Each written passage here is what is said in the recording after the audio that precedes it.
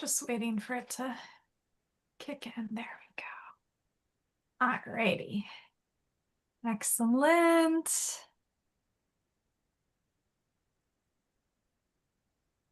All right.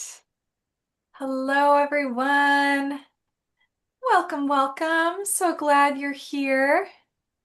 Welcome to another virtual tour of Intentional Communities. Great to see everyone coming. Ah, good. Lots of familiar faces. Oh, Fred, hi. Virginie, you were just on the last call. I hope you got a little break in between like I did. That's awesome. And Greg's here. Welcome, Sandy, Jill, Susan. Oh my, and I know we'll have some more folks trickling in. But welcome and thank you all for making the time to be here today to learn about Cobb Hill Co-housing, one of our Vermont intentional communities. And as you may know, I live in Vermont at another intentional community called Headwaters Ecovillage. So I'm especially excited for today's session to uplift and learn from another Vermont intentional community, and especially one like Cobb Hill that's one of the oldest in the state and the largest, and really doing a lot of phenomenal work and cool projects. So I'm excited to hear about the latest and introduce this community to all of you. And it's one I've gotten to visit a few times. And I'm going to talk about some opportunities for you too to maybe visit Cobb Hill. All right, so I'm going to share my screen, run through an intro slide presentation, and then we'll hand over the floor to Cobb Hill. So I'll start that screen share now. And yeah, once again, if you're just tuning in, we're here for the virtual tour of Cobb Hill Co-housing. And we're doing these virtual tours 2 times a month. And twice a month, we get to hear from a different community, sometimes very, very far away, but this one is close to home, or closer to my home at least. So it's exciting to learn what's happening just in one's own backyard. And you can learn about other Vermont communities, including Cobb Hill, during our Ecovillage Tour of Vermont. This will be the second one that we're hosting. I did one last year, and it's an 8-day trip, and we travel with a small group visiting some of my favorite communities throughout the state and learning about Vermont and celebrating its food and culture and people, and so much to explore in this little state.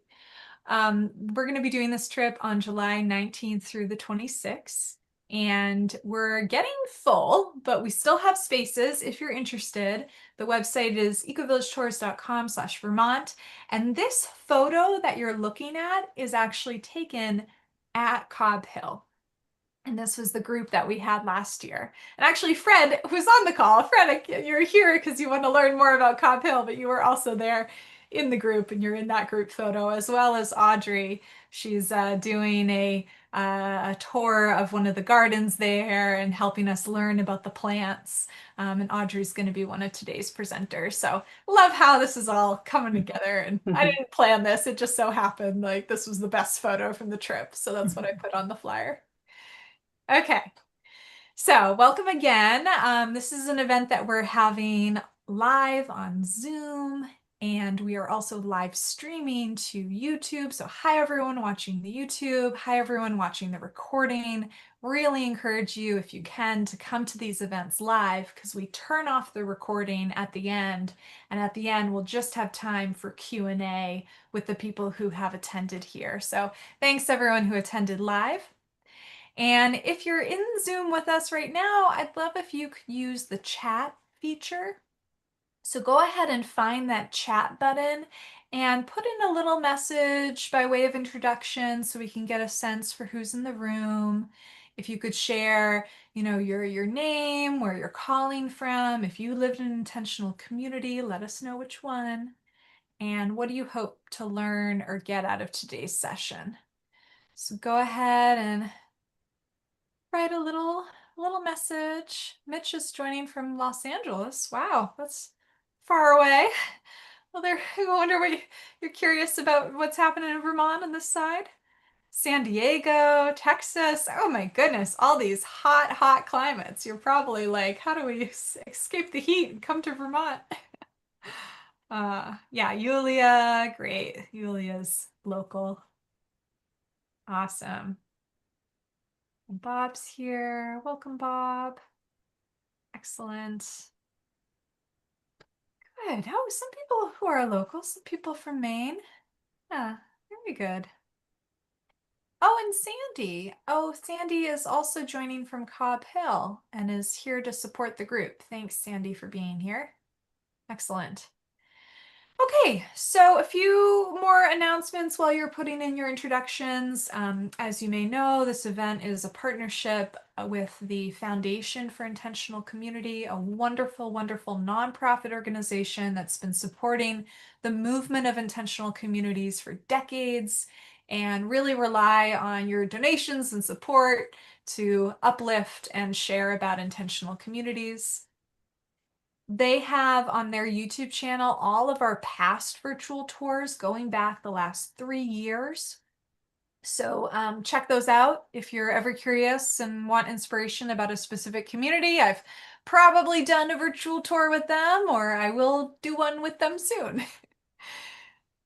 And this event is also put on with CommunityFinders, which is my organization. A lot of you are members, part of our CommunityFinders circle. And we really support people on the path towards community living, specifically if they're looking to join an existing community. And I know many of you are looking to join a community, and I'm excited for today's presentation because Cobb Hill indeed has some openings right now for new members. So that's very exciting. And oops, I got the date there wrong, but next Thursday, we're going to be having this is not right. It's not supposed to be Cobb Hill. I will circle back to this at the end and share with you about the next virtual tour that we have set up. I don't know why those slides didn't make it to be correct. Apologies for that. But we have already the next community prepared. It's going to be Rooted Northwest. So we'll be going to the other side of the country and hearing about yet a different type of community in 2 weeks. So I'll get that information for you at the end. But now feel free to relax and prepare to give your full attention to our presenters today. So we'll be together for the next hour or so. If you want to have a note-taking device near you, something to drink, maybe clear out any distractions, think about questions, really open your mind to learning from a different community. And I'm gonna go ahead and introduce Beth, who is here with us, and Audrey, who both live at Cobb Hill Cohousing and have taken the time to put together a presentation and share with us today. So big welcome, Beth and Audrey. Really glad to have you here with us, and I'm excited to, learn even more about Cobb Hill. Awesome. Thanks, Cynthia. Hi, everybody. Fun to be with you from so many corners of the world. Well, Audrey and I are going to pass things back and forth pretty informally. We have some slides that will give you some pictures of Cobb Hill so you can visualize it a little bit and kind of some topics we thought you'd be interested in. And then we'll just open it up for your questions, which will be fun for us. So I'll introduce myself. My name is Beth Sawin. I'm one of the founding members of Cobb Hill. So I've lived here more than 20 years, raised 2 daughters who are now young adults here. So can answer some questions about what it was like to start a co-housing long ago. And Audrey, you want to introduce yourself? Yeah, thanks. Thanks, Beth. I'm Audrey. I have lived at Cobb Hill for about 3 years, so relatively recently, but I've been on the path to community living really my whole life. Cobb Hill represents the culmination of that dream for me of living in an intentional community. And I guess I bring some of a newer perspective as a newer member. So yeah, happy to be here. And thank you, Cynthia, for organizing it. Yeah, wonderful. I'm going to share my screen. Um, so here we are at Cobb Hill. This is from above, but you can get a sense of that we're on a hillside, that there are clustered housing, and that farm has something to do with this. So we'll talk about that. This down here is the community wood supply, so that has something to do with it. We can talk about wood, and some of our other systems might be interesting to some of you. Well, I thought it might help to start with just kind of getting you located in space. So here is the Northeast United States. There's Cobb Hill in the Connecticut River Valley in Vermont, right on the border with New Hampshire. Um, Very rural place, Heartland, Vermont, but not that far from big cities. So my work has me traveling a lot, which I typically do via Boston, which is a couple hours away. But Montreal, New York are all pretty easy reaches from where we are in Vermont. Um, there's the Connecticut River, so take you from the map to the real land. And this is a little bit of what the landscape is like. Vermont is hilly, is clustered. Lots of times you'll find communities in the river valleys. Um, the biggest kind of centers around us are Hanover, New Hampshire, and White River Junction. That's where Dartmouth College is, Lebanon, New Hampshire, Dartmouth Hitchcock Medical Center. So even within this pretty rural landscape, there is pretty much the major medical center for northern New England, and some of our neighbors at Cobb Hill work there in different ways. Um, Audrey, what would you say about what we call the upper valley, the upper reaches of the Connecticut River? I think you did a lovely job locating us. The Upper Valley to me is a bunch of small towns, but together they sort of form a constellation that is very rich in culture, art, music, higher education, but also just a landscape that's quite beautiful to live in. So Yeah. there's a lot going on here for a rural area. I think it's a nice contradiction that way of very rural living, but a lot of, um, yeah, a lot going on.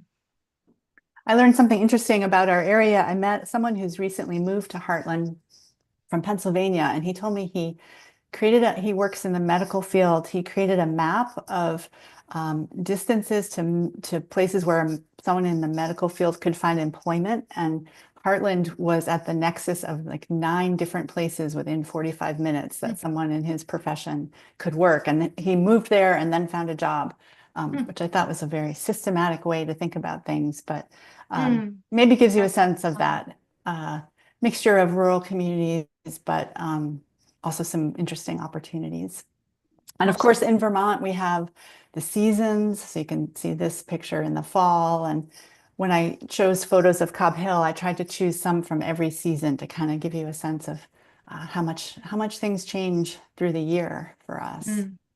I think one of the things that I've been struck by in the landscape here, because I'm a recent transplant to Vermont, was how bumpy the place is. Like, I don't know if you've ever climbed up to the top of a mountain nearby, but when you look at it, it's just bumps everywhere that I can see. It's just, I mean, hills, mountains, and I think that's a definitive feature of our landscape.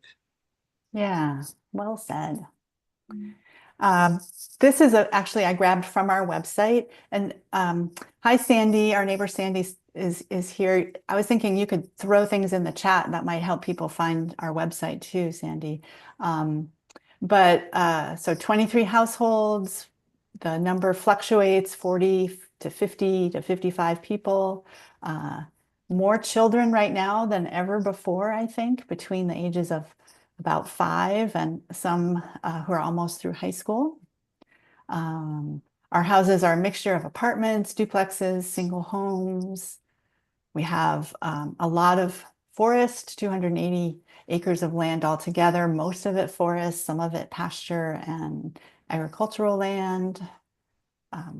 Any of those numbers strike you to want to say something about them, Audrey? And the cheese number is striking. I didn't actually, I mean, I've looked at the website a million times, but I don't know that that number really landed with me. That's a lot of cheese we make.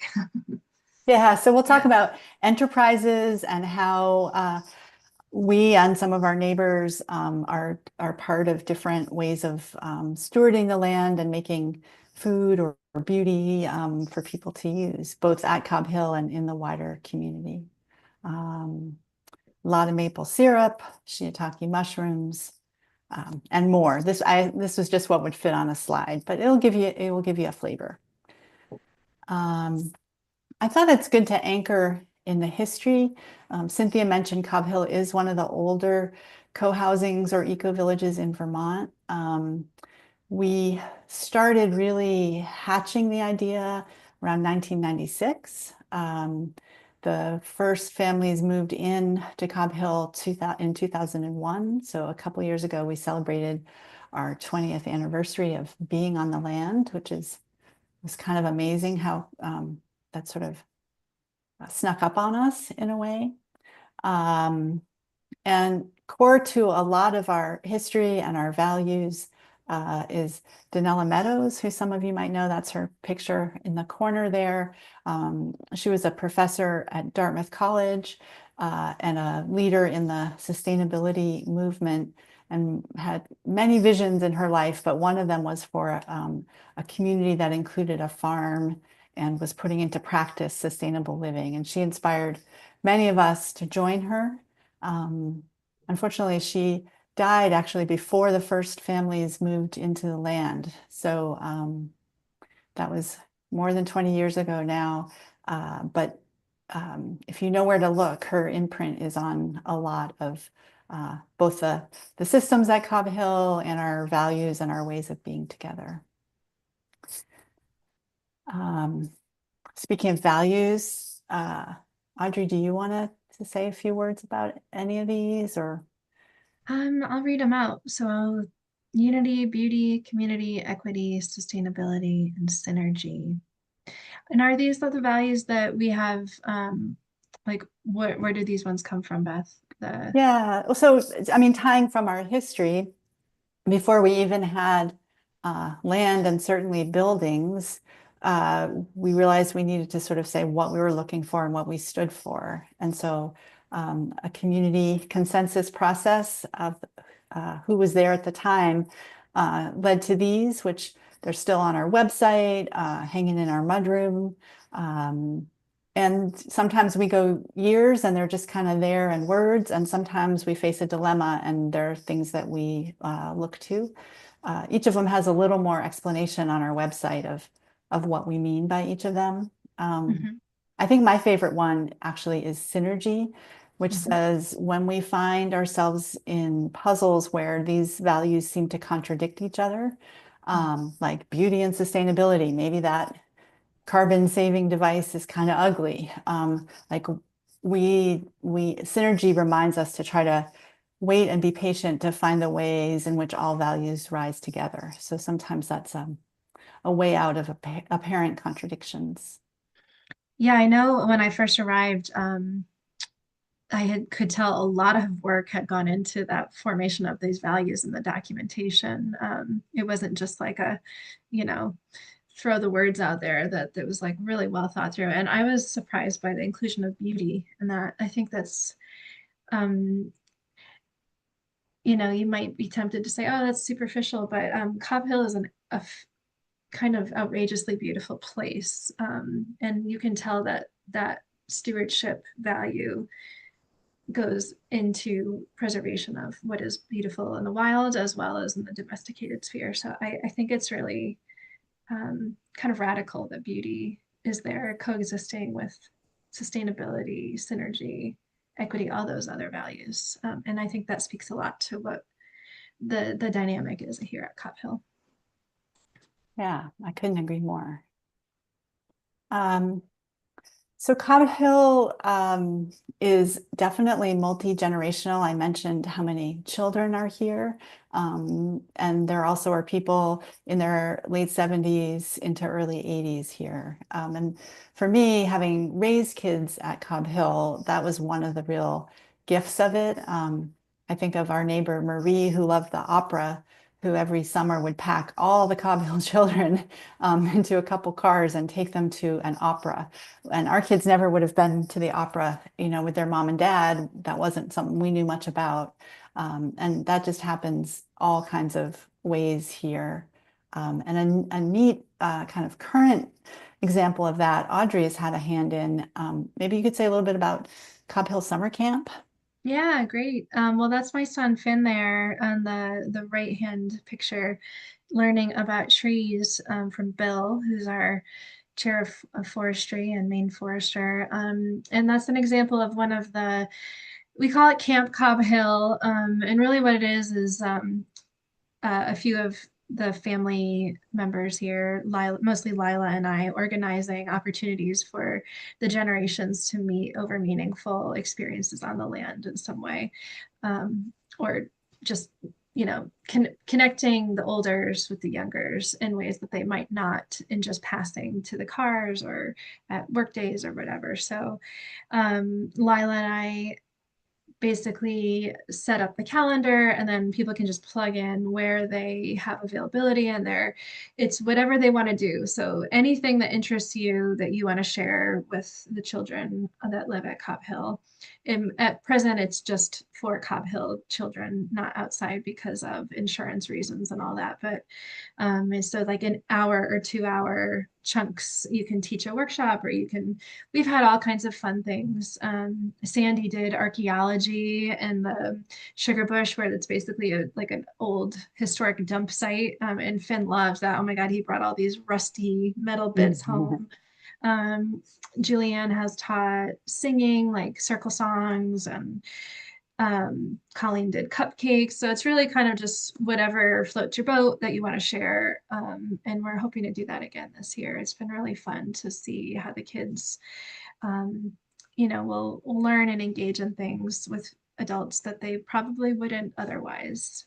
It's really, I'd say, one of my most favorite things we do here. Yeah, I can say from the older vantage point, it's really fun to have that invitation too. And I think my favorite was our neighbor David mowed a giant, he called it a golf course, basically down a pasture, and gave the kids croquet mallets and said they were playing golf. I thought it was pretty funny. Yeah, that was a hit. Well, sustainability is one of our values. It's also one of our practical learning edges, I think. And so it's really reflected almost in everything. You can see the houses are very tightly clustered. That is partly to enable things like a shared district heating system. So we have a wood gasifying boiler that we use.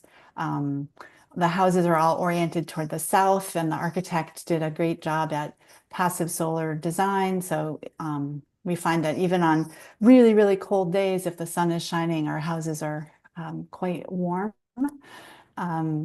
In the last few years, we were able to add solar panels to make a pretty good share of the electricity that the community needs. And shout out to Sandy, who's listening, who was a driving force to help us make that happen. Our domestic hot water comes from solar. We have composting toilets, which help us save water and also capture nutrients. And most people on a Cobb Hill tour, composting toilets are always something people want to see. There's a lot of universities or schools come, and people are always amazed if you open the hatch of the composting toilets. It looks like compost. It doesn't smell bad. And it's one of my favorite things about Cobb Hill, actually. I will Anything admit that the composting toilet was a challenge for me, and continues to be an area of growth. I have come around to it. I totally buy into the philosophy. In the reality, it's just a little bit of one of those things that just takes an adjustment culturally. But I agree that like when you do it right, it's amazing that you can have this tank full of human manure and it doesn't smell, and and then you put it back in the earth. So it's definitely a point of pride and learning and growth for me. But when I first heard about that, I was like, oof, I don't know. It's a big hurdle that I'll have to get over, but it's kind of amazing. And this is a good example of another thing we tell people when they visit Cobb Hill to ask the same question of many people. Because if you only talk to Beth, you'll think composting toilets are the best thing ever. And then you talk to Audrey, you'll get a different perspective. So I'm glad we're doing this together, Audrey. Yeah, we're in it together. And I have to say that's one of the places where I feel the most support. So like even though I struggled at first, like, the first day I moved in, Jesse came and gave me the whole spiel. And, everybody is helpful when you have a problem, and you don't feel alone in struggling with any of that. So that's helpful. Yeah, yeah, good point. Um, well, community is definitely you know, in some ways what it's all for. I think this picture, if I remember, was from our 20th birthday party. Um, and we can talk more about like what does community look like. Of course, it looks like everything from helping each other out. I had an accident and broke my ankle over the winter, and the support of people bringing me and my husband soup when it was a little hard to keep up with meals, or literally shoveling the driveway so I could get to my surgery through a snowstorm. Community looks like parties sometimes, but sometimes it's more gritty than that.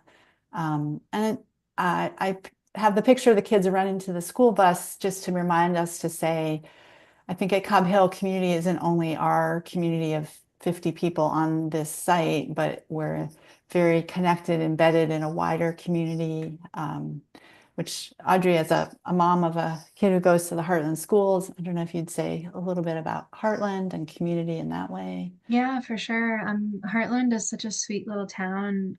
Means very small. I think my son's class, the whole class or the whole grade is like 30 kids. So it's really just two separate classes of like 15 kids, which I think is amazing for a child to have, a good student to teacher ratio and to know their whole class. And so I think because it's such a small community, everybody knows each other, and very easy to get involved. And yeah, there's a whole cast of characters right outside Cobb Hill. And, we're very close to the little center of town. And I think I'm just starting to scratch the surface of how to be involved in the community of Heartland in addition to Cobb Hill. Sandy knows everybody and is involved in like a million different um, causes and groups and organizations. So I think of her like the mayor of Heartland in addition to Cobb Hill. But yeah, there's a lot more ways to be connected than just the little bubble of our intentional community here. Yeah, and I think that's one thing that's reflected even in some of our early design decisions. So we have, as I said, 280 acres of land, and first question is like, where should the building site be? And we chose pretty much the closest to a main road that we could on our property. And part of that was to say, we're here in town, we're not at the end of a long road, kind of separated from everything else. Well, you've seen probably in some of these pictures already a sense of a lot going on when it comes to food and agriculture. Um, Audrey, how about you lead off on this one? And Sure. yeah, Yeah, we're definitely a working farm here. Cedar Mountain Farm is the enterprise that runs the dairy, and they have a vegetable operation as well. They're also sort of um, the cheese operation is community owned, but part of Cedar Mountain Farm as well. So that's sort of a defining feature of our community is the working farm aspect. One of the reasons I'm here and not in another intentional community is it was important to me to have those opportunities to be part of the production of food. Um, so not everybody that lives at Cobb Hill does the work for these enterprises. We use what we call the enterprise system, but many people do. So these are the things the sort of enterprises that are here. We have laying hens. We have, as I mentioned, the dairy cheese operation. We do maple syrup, which Beth's partner Phil is largely running with one of the um, original owners of the land here. And we have the flower and herbal product enterprise, which is me and Helen. Helen's the flower lady, and I do most of the herbal product making. Of course, we have a farm stand where any of the enterprises can sell, and most of them do. There's also a few people that sell out of our farm stand that aren't Cobb Hill enterprises. They live neighbors. So it's a great little place to find all kinds of products. We have a shiitake mushroom enterprise, and of course the vegetables. And, in addition to the enterprises, many people here have their own gardens and their own, homesteading type of vegetable growing. So there's multiple tiers of ways to participate in the food cultivation. Yeah, nice. And maybe in the question and answer, if people are curious, we can talk more about what we've learned about how to structure this, where it's kind of opt-in and informal, but also connected because these enterprises share land together. So there's governance needed, and there's a lot more we could say about all of that. Speaking of governance, Cobb Hill makes all our decisions by consensus. Sometimes that's in the form of a monthly meeting that everyone attends, schedules permitting. Audrey and I do a lot of helping facilitate and hold those meetings along with a small handful of other folks. And then a lot of the sort of heavy lifting of decision making at Cobb Hill happens in committees.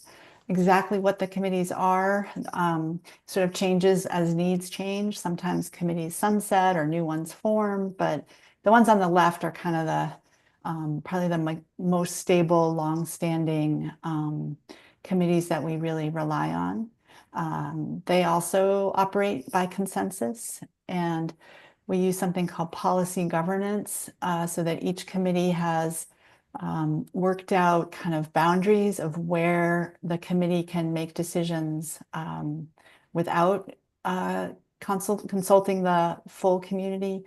And then beyond that, topics would be developed by a committee and brought to the full community. All the committees are always open meetings, they're always announced, and so anyone can attend, and many people do, any meeting, all meetings. And it's a great, for me, I would just speak for myself, kind of learning opportunity to practice a different way of being with each other than in the wider society where it's so much about either bargaining or power over. It's not without frustrations, but it's, I think, really quite beautiful also. Yeah, that's well said. Yeah, I think it's one of the places that I feel I've had to grow the most, in addition to the compost toilets, but in a deeper level of learning to listen and learning to communicate and patience, pausing. Consensus model itself is just like almost a spiritual practice. Not to get too woo-woo, but there is that element here. And we invest a fair amount of time. Lately, it's been quite a core focus on our own personal skills and capacities in order to make our living together and our decision making together more enjoyable, more effective. So that might look like an exercise in listening or reflective conversation as part of our monthly meeting agenda. So it's sort of getting things done, but also learning and getting better at being together in those ways. Fun. It was hard to choose the pictures for this one, and probably someone else would have chose whole different pictures, but a lot of our fun, I think, is outdoors. Then our beautiful common house is often a puzzle and fires and board games on a winter night, or an open mic with silly skits some evening. We've got lots of talented singers, songwriters, musicians who entertain us. I'm really glad you included this slide, Beth. Yeah, well, we'll just full disclosure, Beth might not be the one who's normally like the champion of fun. My personality is like business first, but I've probably I had don't think that's more true. fun by virtue of living at Cobb Hill around a bunch of people who are really good at fun. So that's something we do for each other. There's all kinds of fun. There's quiet fun, there's loud fun. I think it would be easy to say that we're a hardworking community and there's a lot of emphasis on shared labor and shared governance, which is true, but it's those, yeah, the more, it doesn't have to be exciting to be fun, but it's like the meaningful exchanges that happen around play, I think, that often get unnoticed. Yeah. Yeah. And I had that same thought because ended up by accident back to back fun and shared work, Mhm. which for me is actually You're right. often part of the fun. Preparing a common meal, that's our common house kitchen. And then there's a lot that happens around wood at Cobb Hill because that's our winter warmth and our hot water when the sun doesn't shine. And so since it has to be done, it's good to find ways to uh, find someone you want to have a conversation with and go stack wood together is a pretty time-tested Cobb Hill tradition. It's true. Some of the hardest workers here are also the most playful people. Like I think about Helen, who's like such a workhorse, but she also loves to play games and have so much fun. They do go hand in hand, don't Yeah, they? I think so. Yeah. Um, Okay, so we only have a couple slides and then time for question and answer, but this is an important one, especially if you want to explore Cobb Hill more deeply. And we're lucky because Audrey is the chair of our membership committee, so she can at least give the highlights. And Sandy, would be awesome to put these links probably in the chat too, if you could. Sure, yeah. I mean, the easiest thing to say is if you're interested in becoming a member here, the way it works is it starts with you submitting an inquiry form through this website. So we have a membership page with a button, and those inquiries go right to me. And it starts with just introducing yourself. Who are you and why are you interested in living here? And then you get kind of funneled into our process of what we call the exploration process. And that is really a dance of getting to know you.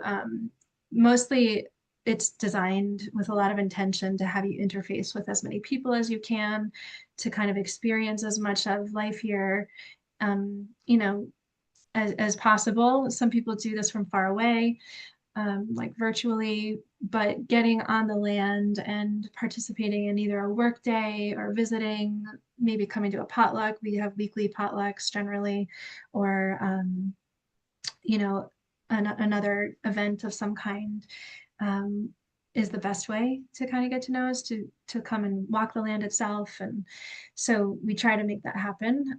We have a great membership team, very active people who give a lot of time to hosting. And if you're interested in exploring more, I can, it's easier to talk you through the steps.